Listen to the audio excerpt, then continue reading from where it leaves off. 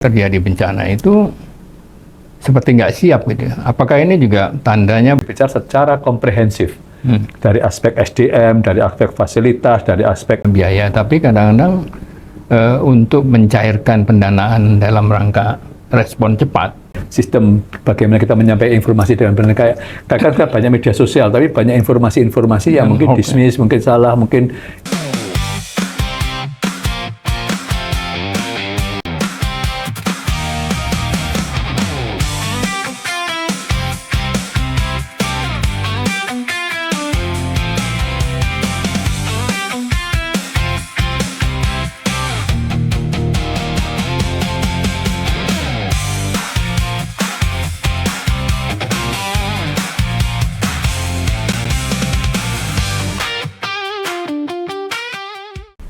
Assalamualaikum warahmatullahi wabarakatuh.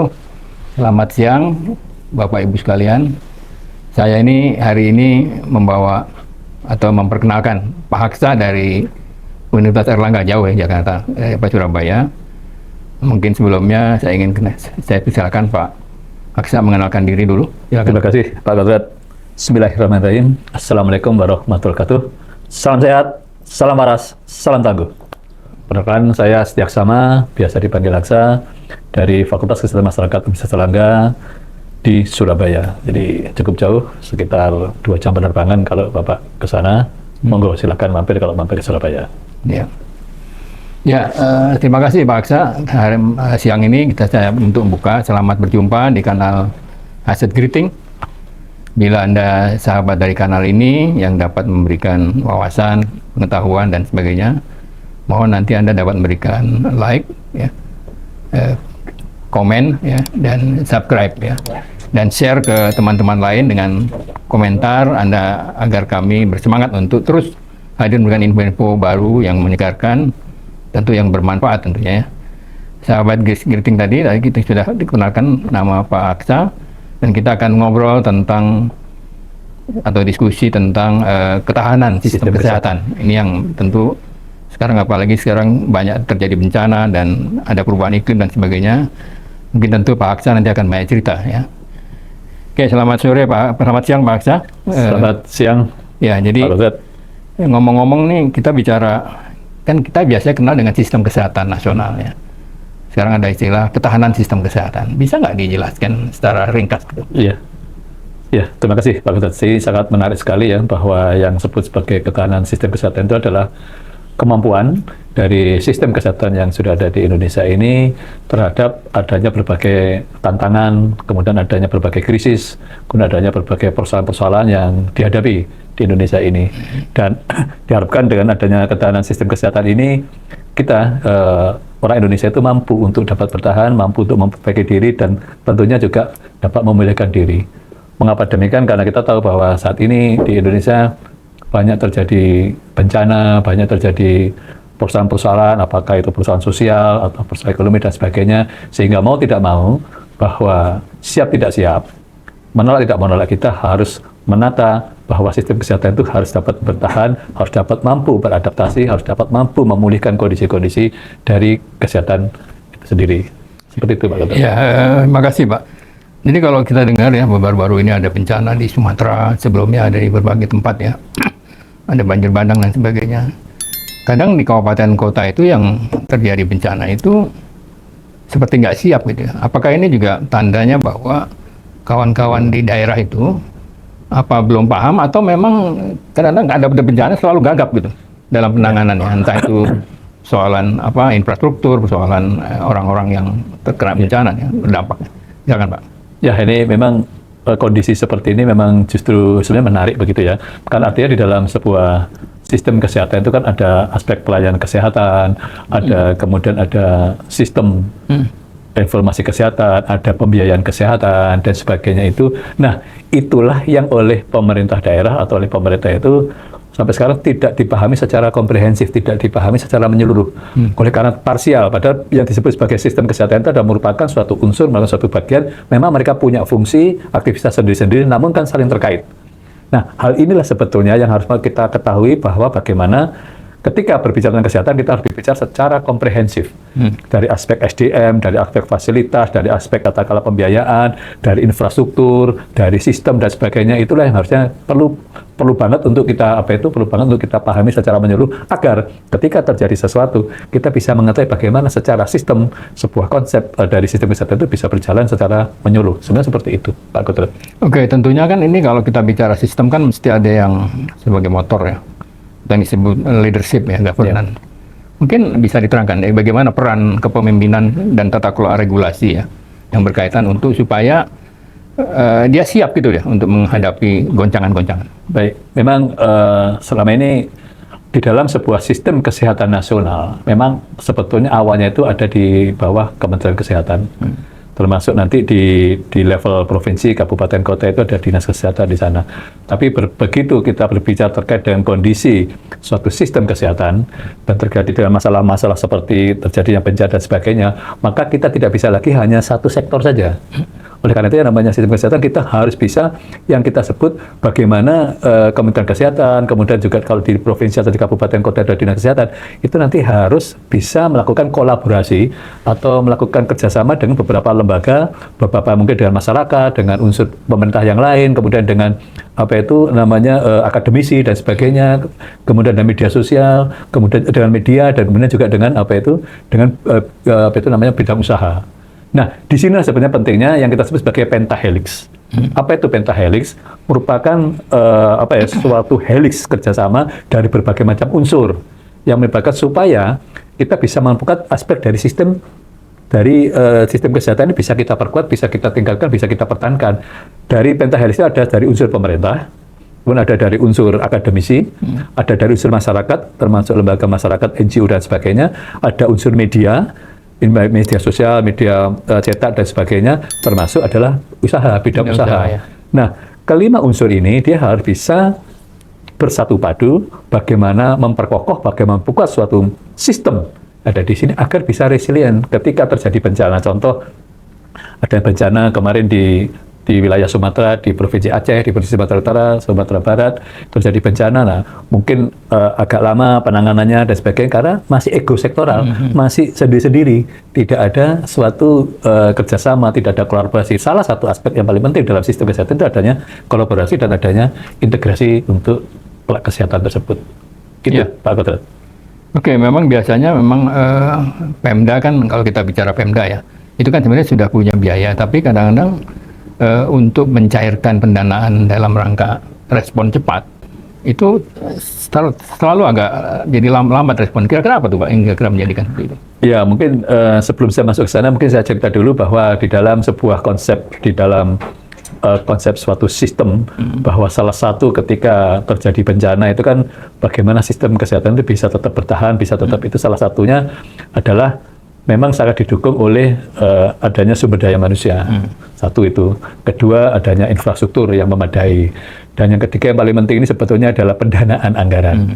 Ya, seperti itu. Kemudian yang penting juga adalah sistemnya sendiri. Karena ya memang ketika terjadi bencana, kadang-kala terjadi kelambatan, mungkin slow respon dan sebagainya, itu adalah karena adanya sistem yang belum terpadu.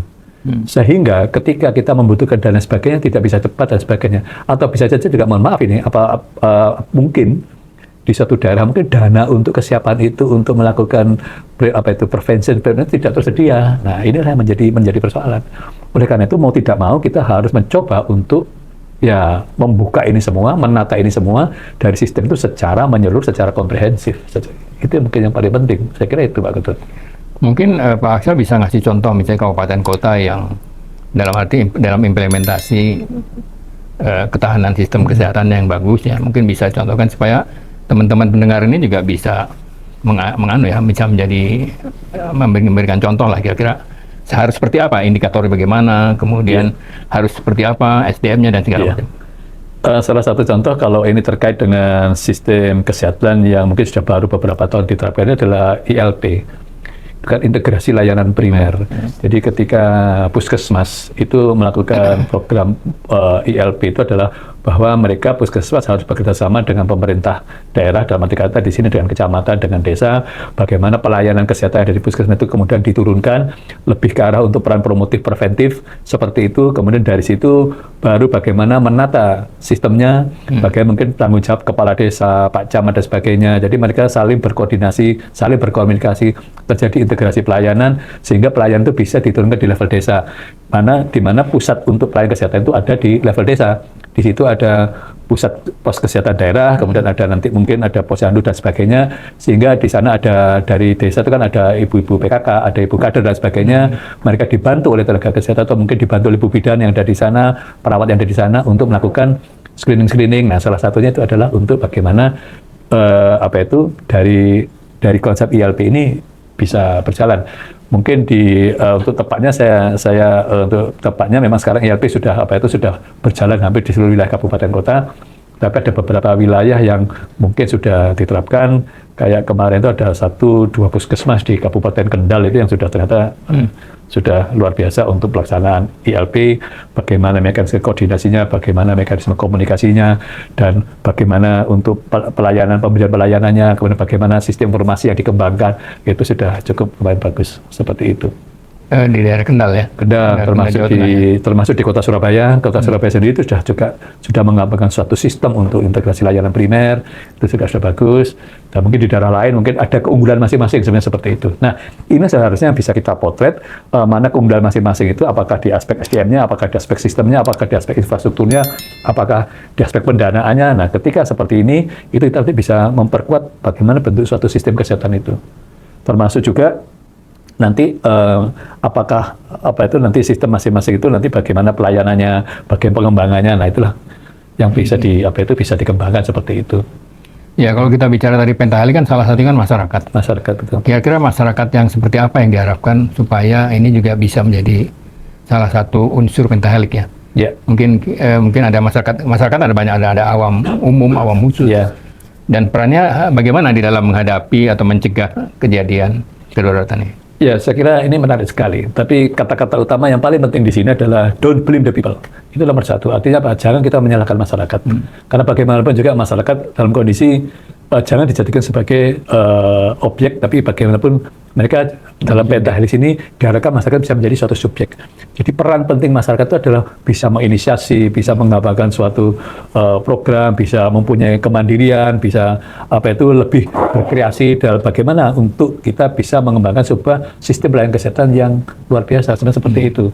Ketika dalam menghadapi berbagai macam kondisi, katakanlah mungkin ada aspek bencana, mungkin ada bagaimana mereka bisa mempersiapkan diri. Karena kan hal penting untuk masyarakat itu bagaimana mereka bisa melakukan yang kita sebut sebagai prevention.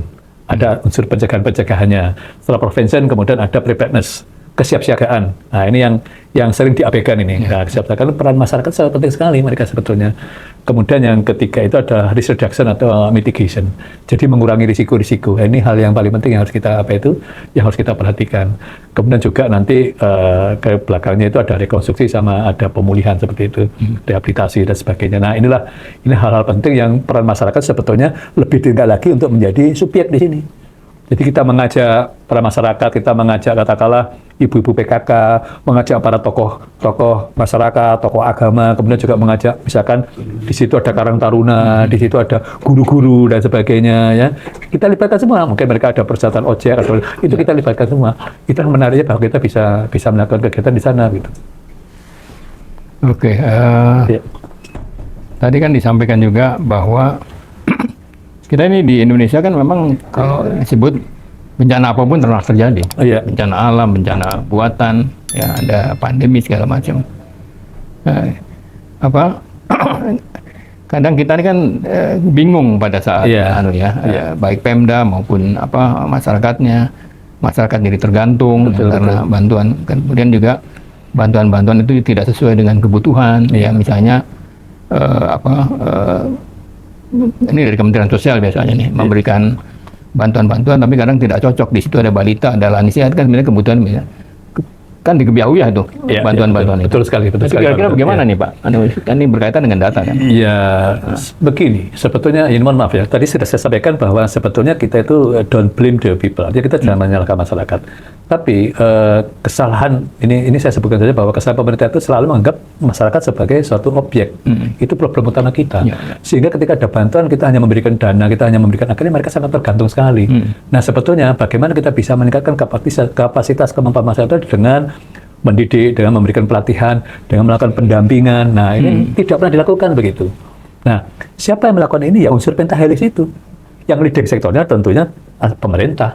Kalau di bidang kesehatan ya tentunya dinas kesehatan, ya misalkan. Tapi kalau misalkan terkait dengan bencana, mungkin BPBD dan sebagainya. Nah, di sini peran Bapeda, peran dinas kesehatan, peran BPBD, dinas sosial, mungkin juga dinas pendidikan, dinas pemberdayaan yang lain dan sebagainya, termasuk badan-badan yang ada di pemerintahan itu yang harus betul-betul dilibatkan, termasuk ya namanya pemerintahan, termasuk di situ ada DPRD dan sebagainya. Nah, ini bagaimana kita bisa bisa bersinergi, berkoordinasi untuk membangun itu, menata sistem informasi, sistem kesehatan ini bisa lebih bisa lebih bagus, bisa lebih kuat, dan bisa lebih tahan. Itu yang paling penting sebetulnya dalam menghadapi berbagai macam ancaman. Bisa saja mungkin bencana, bisa saja mungkin kondisi-kondisi masalah sosial di masyarakat, mungkin masalah-masalahnya masalah ekonomi, kemudian masalah yang lain-lain, itu kan bisa saja di situ. Itu yang paling penting yang harus kita bangun, bagaimana masyarakat tentunya harus kita tingkatkan kapasitasnya, kita tingkatkan kemampuannya, kita tingkatkan mungkin wawasannya, kita tingkatkan mungkin skillnya dan sebagainya, agar mereka bisa mempunyai aspek pencegahan prevention, preparedness, dan tentunya mereka bisa tahan, resilient. Nah, inilah makanya resilient itu, makanya kalau di bencana itu ada istilahnya itu keluarga tangguh bencana. Ya. Nah, katanya itu keluarga tangguh bencana, ada yang tangguh-tangguh yang lain terhadap apapun. Nah, itu yang butuh proses, butuh waktu. Pramuka juga punya siaga bencana. Betul, saya kira Pramuka, betul. Nah, peran Pramuka itu pentahelix di situ. Iya. Itu kan Pramuka mungkin dari unsur masyarakat kan? Iya, mungkin juga dari lembaga-lembaga, termasuk dari mungkin ada Palang Merah, ada Karang Taruna, ada dan sebagainya. Jadi artinya yang saya garis bawahi yang pernyataan Pak Aksa itu perlunya penguatan pelayanan primer yang berbasis komunitasnya. Itu saya kira itu. Betul sekali. Nah, ini kalau kita lihat juga tentu di dalam perlu penguatan kapasitas ya. Betul. Dinas sosial, dinas kesehatan yang pentahelix tadi ya. Iya. Lalu kemudian ya perlunya ada kalau kita bicara bencana, ada pra bencana, saat bencana, dan pasca bencana. Iya.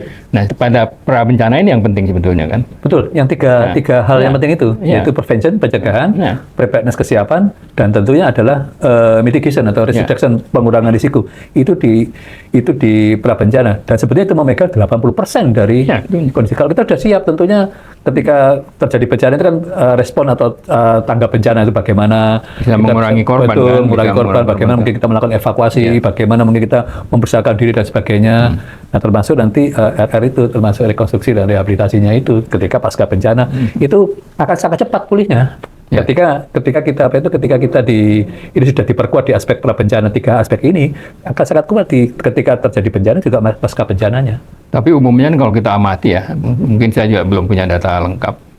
Biasanya pada saat pra bencana nggak diapa-apain tuh. Betul. Artinya terlupakan sehingga terjadi bencana lagi. Ya, itu betul. Ya. Kejadian berulang ini tentunya kan karena ya memang abe. Ketika kita berbicara terkait dengan yang belum tentu terjadi atau mungkin masih mungkin tidak terjadi sebagai kita abe. Padahal sebetulnya kita sudah diperingatkan berkali-kali. Tanda-tanda tsunami kan sudah terlihat, tanda-tanda kita kalau longsor itu seperti apa. Contoh penggundulan hutan, bagaimana, mohon maaf ini terkait dengan aspek politik. Ketika 3 provinsi tersebut terjadi bencana, ternyata bencananya karena bukan faktor murni alam sebenarnya, faktor lain, mungkin faktor manusia dan sebagainya yang akhirnya terlibat di dalamnya. Nah, inilah yang seharusnya bisa peran pemerintah ini sangat besar sekali, bagaimana mereka bisa betul-betul membangun suatu sistem. Nah, salah satunya adalah sistem kesehatan ini yang dibenahi, terlepas dari bagaimana memberikan pelayanan dengan baik, bagaimana meningkatkan mutu pelayanan dengan baik, kemudian bagaimana bisa memasukkan masyarakat, tapi tentunya di sistem kesehatan ini juga mampu bertahan, mampu beradaptasi, mampu mempertahankan diri ketika terjadi kondisi-kondisi yang tidak diinginkan tersebut. Salah satunya adalah bencana, kan begitu. Oke. Ya, dalam konteks ke depan Indonesia emas tinggal 19 tahun lagi ya. Ini saya kaitkan dengan ketahanan bangsa nih. Mungkin Pak Aksa bisa menyampaikan bagaimana hubungan ketahanan sistem kesehatan dan ketahanan bangsa untuk berkontribusi di dalam mencapai Indonesia emas. Tentu jangan sampai menjadi Indonesia cemas kan? Kan gitu repot. Ya, ini menarik ini. Nah, gimana Pak? Ya. Ya, hal paling besar di sini kita harus mendasari di aspek paling bawah itu adalah aspek politik. Karena kita hidup di Indonesia ini sangat dipenuhi dengan aspek-aspek politik. Setiap apapun dibangun memang dibangun dari aspek politik. Karena dari politik itu terjadi policy. Adanya kebijakan-kebijakan yang dibangun di sini. Nah, tentunya dasar politik ini kan harus bagus dulu begitu. Nah, ketika kita membangun antara sistem kesehatan nasional dan sistem kebangsaan ini, tentunya tidak bisa terlepas dari bagaimana peran politik di situ. Apapun dari aspek politik, kemudian ada polisi-polisi dibangun, kemudian kita menata suatu sistem, itu kok tidak dibangun dengan betul, tidak dibangun dengan baik, itu nanti dampaknya ya tentunya bagaimana bisa kita lihat seperti kondisi sekarang ini kan begitu kan. Nah, oleh karena itu tadi yang paling penting adalah tentunya itu koordinasi, komunikasi, integrasi antar di level kementerian, di level bawahnya mungkin di level provinsi, kabupaten, kota itu bagaimana kita bersinergi. Kita sudah tidak bisa lagi berdiri sendiri sebenarnya seperti itu. Ya kan, jadi contoh saja misalkan banjir Jakarta. Banjir Jakarta itu sangat tergantung dari kondisi debit air Kali Ciliwung, itu sangat tergantung dari debit air dari Bogor. Nah, padahal di sini hujan deras di Jakarta, tapi air tidak bisa mengalir keluar karena mungkin sudah berupa cekuan. Tapi dari hulu ada kiriman juga. Apa yang terjadi? Ya sudah menjadi sop kuah ini nanti ya Jakarta kan begitu betul-betul akan tenggelam. Nah, ini yang harus kita perhatikan bagaimana dengan pemerintah kabupaten kota yang lain, bagaimana integrasinya, bagaimana kita bisa membangun. Nah, gubernur tidak punya wilayah, tapi gubernur mempunyai peran untuk koordinasi. Nah, ini proses kemampuannya harus ditingkatkan seperti itu. Nah, termasuk juga untuk membangun sistem kesehatan tidak bisa berdiri sendiri. Dari level secara organisatoris ada level sistem, subsistem atau suprasistem di luarnya, dan juga sangat tergantung pada bagaimana sistem di dalam aspek manajerial, bagaimana menata input, proses, output, outcome, kemudian impact, itu yang perlu kita tata sebenarnya. Jadi ada dua sistem di dalam organisasi, itu ada suprasistem, sistem dan subsistem, dan ada nanti sistem secara manajemen, ada input, proses, output, outcome, impact. Nah, ini yang keduanya yang harus kita benahi betul, itu dari konsep organisasi dan manajerialnya. Kemudian dari aspek komunikasi koordinasinya antar lintas pemerintah, antar kementerian, antar lembaga, antar pemerintah daerah dan sebagainya, ini yang juga harus dibangun seperti itu. Ya kecuali kalau misalkan daerah bencananya hanya satu wilayah, katakanlah kayak di Semeru itu yang terdampak langsung itu biasanya kan Kabupaten Lumajang begitu ya kan, karena ada apa itu lava, lahar dan dingin, lahar panas yang turun di situ. Kalau kabupaten lain mungkin karena hanya debunya atau apa. Tapi kalau misalkan terkait dengan banjir Jakarta kan sangat tergantung dari kabupaten-kabupaten sekitar begitu. Nah, ini yang perlu diperkuat sistem itu. Ya, menegaskan bahasa. Saya lihat dari berbagai pengalaman penanganan bencana di berbagai wilayah ya, itu kadang dokumentasinya sangat lemah, Pak. Betul. Tidak ada success story yang ditulis sehingga bisa dibaca orang. Nah, ini juga budaya menulis kita atau budaya mempertahankan dokumen. Gimana menurut Pak? Ya, memang hal ini betul-betul perlu ditingkatkan ini. Jadi artinya kemampuan kita ini, makanya peran akademisi dalam arti kata pentahelix salah satunya adalah akademisi. Lah, peran akademisi ini ada tentunya bagaimana bisa mencatat suatu peristiwa bencana, bagaimana ada suatu kondisi-kondisi, ada persoalan-persoalan yang muncul di situ. Nah, ini peran akademisi melakukan penelitian, melakukan riset, melakukan telaah, kemudian mungkin membuat suatu kebijakan, ada policy brief dan sebagainya. Ini penting. Oleh karena itu yang namanya pentahelix sangat penting sekali. Betul. Jadi tidak bisa AB, pemerintah juga bisa memahami, mengerti apa masukan dari para akademisi. Pemasukan seperti ini kan riset-riset. Dan sekarang ini mohon maaf ini sekarang kondisi riset ini juga sedang dalam kondisi yang ya lemah. Kolaps mungkin dananya juga kurang dan outputnya juga tidak jelas. Kemudian bagaimana peran pemerintah, mungkin pemerintah daerah, pemerintah juga mungkin belum berinteraksi, belum berkoordinasi dengan teman-teman di akademisi, sehingga akhirnya berjalan sendiri-sendiri. Nah, ini yang harus kita benahi. Siapa yang bisa benahi? Ya harus di level atas. Ini peran leadership itu penting sekali. Makanya kalau saya ngomong hal ini itu tentunya peran leadership. Makanya ini mohon maaf ini saya tambahi bahwa seorang leader itu harus punya staff. Nah, ini ajaran Nabi, ini ajaran Nabi. Staff itu singkatan sebetulnya. Bukan staff itu bukan pembantu, bukan apa. Staff itu singkatan. Satu yang paling penting adalah sidik, jujur. Nah, itu staff itu. Sidik, jujur. Jadi harus jujur betul ke masyarakat, ke siapapun harus jujur. Nah, ini kejujuran masih rendah di sini, mohon maaf ini. Kedua, tablik. Tablik itu komunikasi efektif. Nah, ini kan komunikasi, bagaimana kita memberikan informasi, ya itu selain jujur, kita komunikasi harus baik. Ini tablik ini. Nah, yang ketiga amanah. Nah, staff itu amanah. Amanah apa? Apa itu amanah? Menyampaikan sesuatu dengan baik, sesuatu dengan benar. Itu amanah. Jadi saya menyampaikan ini loh, kondisi kita ini rawan, kondisi kita secara amanah. Dan yang terakhir yang paling penting ini, mohon maaf, ini namanya fatona. Fatona itu apa? Fatona itu cerdas, smart. Jadi seorang pemimpin itu mau tidak mau, siap tidak siap, ya. Ketika hendak menjadi pemimpin itu dia mempunyai kapasitas kemampuan untuk itu. Karena pasti ketika dia menjadi pemimpin akan banyak persoalan yang baru dia bisa melihat. Ketika dia di masyarakat dia bisa melihat. Tapi ketika dia pemimpin, ternyata banyak persoalan, banyak keterbatasan. Mungkin SDM-nya rendah, mungkin infrastruktur tidak punya, mungkin dananya juga terbatas dan sebagainya. Nah, ini kita punya program banyak. Apa yang harus kita lakukan ini? Nah, itu. Makanya ketika ada sebuah permasalahan, bagaimana kita bisa melakukan hal itu dengan yang kita sebut sebagai kolaborasi dengan pentahelix itu, dengan berbagai unsur, berbagai komponen dan sebagainya, agar ketika ada masalah kita mudah sekali untuk menyelesaikan. Nah, ini kadang yang lucunya pada saat kejadian bencana juga malah ada yang kehilangan jadi korupsi segala macam ya. Itu kejadian kan? Banyak, itu kan repot ya, juga kan? Ya inilah makanya. Jadi memang bagaimana ketahanan sistem kesehatan ini memang berkaitan dengan berkontribusi pada kepercayaan publik pada pemerintah ya. Betul. Ya. Ya kalau berbicara tentang sistem, banyak sistem yang harus dibangun di sini. Jujur saja memang banyak sistem yang harus dibangun.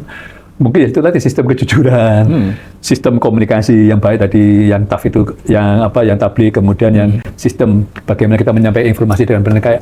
Kadang-kadang banyak media sosial, tapi banyak informasi yang mungkin dismiss, mungkin salah, mungkin ya tidak benar dan sebagainya. Apapun sekarang pendapat pribadi bisa kita upload ya. Kita upload, kita sebarluaskan dan sebagainya. Nah itu seperti itu begitu.